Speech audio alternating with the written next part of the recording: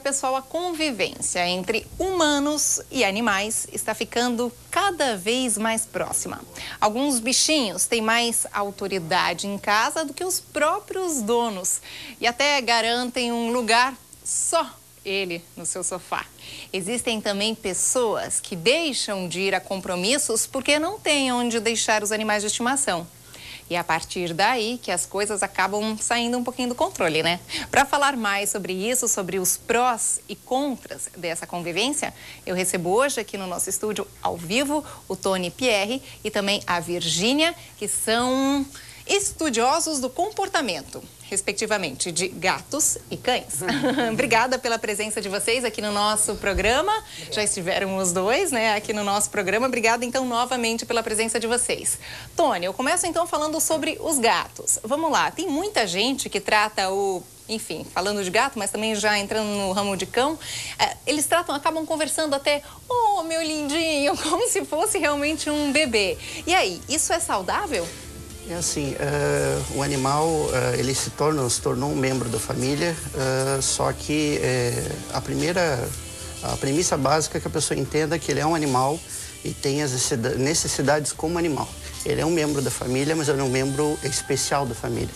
Ele tem as necessidades diferentes dos outros membros da família. A pessoa entendendo essa distinção, fica muito mais fácil. A pessoa não pode humanizar o animal, porque tem muitas pessoas que acabam dando alimentos de humanos, acabam tratando ele mesmo como um ser humano. Tá? E o animal não é um ser humano. Ele é um ser que tem essas necessidades específicas, precisa de amor e carinho, como todos nós, mas não é um ser humano. Tá? A pessoa entendendo isso é o primeiro passo. Tá. Virgínia, o que você poderia dizer pra gente que tá certo fazer nesse convívio aí que a gente citou agora? Cada vez mais os cachorros estão dentro de casa, isso eu falo até, enfim, por ter cada vez mais apartamentos, né? E o que estaria errado em se fazer? Algumas atitudes, até pela sua experiência. Tá, atitudes certas. Tem que sair com o cachorro sempre. Né? O passeio é uma coisa importantíssima, que o passeio a oportunidade dele cheirar o cheiro de outros cães na rua e, enfim, isso funciona tudo melhor no cão, né? Ele chega em casa cansadinho, vai descansar, isso evita dele comer o sofá, comer pé de mesa, etc, né? Isso é importante. Não se deve, nessa época, sair depois das 10, tipo assim, meu cachorro tem que sair, senão não faz nada. Tá. Então, dá uma descidinha, dá uma volta de 5 minutos, 10 no máximo, fica na sombra e sobe, né? Porque as patinhas queimam tudo, né? É importantíssimo. O cachorro que tem focinho muito para dentro, os pugs, os bulldogs, nem pensar em sair depois das 10 e antes das 5, porque é um sofrimento para o animal e pode causar até a morte. Ele pode ter brabo. E em casa é essa coisa que ele acabou de falar, quer dizer, a tendência é você ter o seu cachorro, você ficar de... E eles não gostam muito disso, então, mas a gente faz, né? Todo mundo faz, mas na verdade eles não gostam disso porque o parâmetro deles, a liderança é a mãe. E a mãe vai lá, dá de mamar e depois meu filho fica aí que eu vou fazer outras coisas. A mãe não fica... Muito ao contrário, né? O filhote que tem que vir mimar a mãe. Então, você perde a sua liderança com o seu animal se você fica de muito... Ele vai olhar e falar assim, você não é uma líder. Ótimo, esse titizinho aí, entendeu? Então, se você está tentando ficar líder, você... procura evitar isso. Depois que você já sente que você está líder dali, então, aí tudo bem, vai ter aquele momento de carinho e tal, mas... Carinho sim, mas não o excesso de zelo. Seria mais ou menos por aí. O excesso e essa falação fina que também não é legal. Todo mundo faz, né? É difícil de evitar porque eles querem isso. E eles olham são fofinhos. Pra gente, são fofos, é impossível de fazer, mas o excesso também tira um pouco a liderança. Bom, agora, Tony, com relação... Também isso acontece muito, deixar o animal dormir na própria cama, deixar ele subir no sofá, isso é errado? Assim, vai muito uma coisa muito particular de cada um, tá? O que acontece é o seguinte, os principais problemas. se associa, por exemplo, ao gato quadros alérgicos, tá? Na literatura médica não tem nada sério que determina que os pelos do gato disparam crises alérgicas. O que acontece é o seguinte, é uma enzima que tem na saliva do gato, que a pessoa acaba acariciando e essa enzima dispara crises alérgicas. As pessoas acabam se desfazendo dos animais por esses motivos. Claro que é interessante de você determinar que ele tem o espaço dele, a cama dele, a água dele, a comida dele. Tá? De novo, não cair naquela coisa de humanizar o animal e acabar errando no trato, no manejo dele. Isso acontece com bastante frequência. O gato não é como um cachorro, ele não tem uma necessidade tanto de passeio, ele se adapta em lugares menores, mas as pessoas esquecem, por exemplo, o calcanhar de Aquiles de todos os gatos é a água. As pessoas acabam deixando muito pouca água, muito tempo sozinho, e o animal não tem acesso e desenvolve uma série de problemas.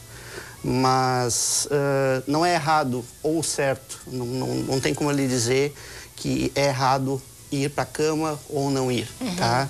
Conforme tem pessoas, né, por exemplo, no caso dos gatos, que estão sozinhas e o gato é o único ser que ela tem no convívio dela.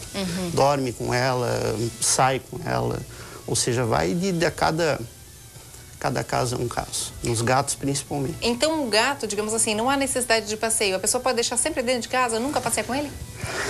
Sim, ó, vai ter, tem correntes que falam que o animal é interessante fazer um passeio com ele, assim como dar banhos em gatos, tá? O gato é um animal, ele se mantém, ele tem ele nasce com uma coisa que vem com ele, que é o seguinte, é um animal que já vem com autolimpeza, tá? Ele se limpa, ele cuida, ele é um animal muito autossuficiente, tá? O convívio dele com as pessoas tem uma série de fatores que são muito interessantes. Pessoas ansiosas, diminui a ansiedade. Pessoas quadros depressivos, diminui o quadro de depressão, porque libera uma série de substâncias no cérebro que são benéficas. Diminui o cortisol, que é o hormônio do estresse, tá? Crianças com problema de fala, as crianças retornam a falar. Quando tem ligação com o animal, a criança consegue interagir melhor com o mundo, tá? Por exemplo, em casas asilares, em asilos, gatos, cachorros e de forma geral se relacionam com as pessoas que estão nesses lugares. A pessoa, por ter que cuidar do outro ser vivo, ela cuida melhor de si, tá? Para poder cuidar do outro Garante mais autoestima e autoconfiança, né? Isso é interessante a gente colocar aqui. Agora sim, Virgínia, um outro detalhe, o pessoal vai viajar agora final do ano e fica desesperado, né? Onde deixar o seu animal de estimação, acaba deixando de viajar, muitas vezes por isso. Claro, não pode ficar abandonado, se a gente prega direto aqui e de forma alguma também largar o animal, que isso infelizmente ainda acontece muito aqui, não só na nossa região, como num todo, a gente pode citar isso. Mas um detalhe que a gente pode deixar claro aqui, cada vez mais estão se criando as creches para cães, os hotéis de cães, enfim, qual seria a alternativa que você colocaria aqui pra gente, para essas pessoas que pensam em viajar e muitas vezes acabam deixando de fazer a sua viagem por conta do seu animal de estimação? Se a pessoa não encontrar um bom hotel, um bom lugar para deixar, infelizmente, dependendo do amor que ela tem pelo animal, não viaje. Porque largar de qualquer jeito, tem gente que faz o seguinte, eu vou ficar fora só 3 dias, então eu vou deixar uns 3 quilos de ração espalhado pela casa, uns 4 baldes, que aí ele fica ali. Ele vai ficar, mas na volta pode ser que ele botou o pé na água, caiu, ele está 2 dias sem beber água, não é bem assim, né? Isso é importante, Suzana, dependendo do amor que a pessoa tem pelo cachorro, porque tem gente que pega o cachorro, ele trabalha o ano inteiro para cuidar da casa dela. Quando ela quer ir para as férias, ela vai para as férias e o cachorro é abandonado. Porque não preciso mais, já ficou cuidando da minha casa aqui. Isso acontece direto, né? A alternativa é realmente, o que eu posso dizer é não viajar ou levar, ou se deixar com alguém que confia E é assim. Né? E um detalhe que até eu posso citar para a galera de casa, a gente vai colocar no cachorrinho da semana que vem, das próximas semanas, eu posso dizer para você aí de casa, como viajar com o seu animal de estimação, de que forma você deve transportá-lo. Isso é super importante. Sim. A gente vai dar várias dicas aqui, você tem que ficar ligadinho aqui no nosso programa. Só para a gente encerrar, com relação aos fogos, agora é final do ano. Os animais, tanto o cachorro quanto o gato, sofrem bastante com isso, né? E aí, essa parte de humanização, aí deixar dentro de casa nesse período, seria a atitude mais correta? Se você tem que, não tem outra, pega o cachorro, bota num lugar, num quarto com uma música, alguma coisa que feche o ouvido dele para ele não ouvir aqueles fogos, sim. Porque aquilo é gritante para ele, né? E os cachorros assim, meu cachorro nunca pulou esse muro, mas na hora dos fogos eles ficam tão assustados que eles pulam coisas que a pessoa nunca imagina que ele pula, e ele pula.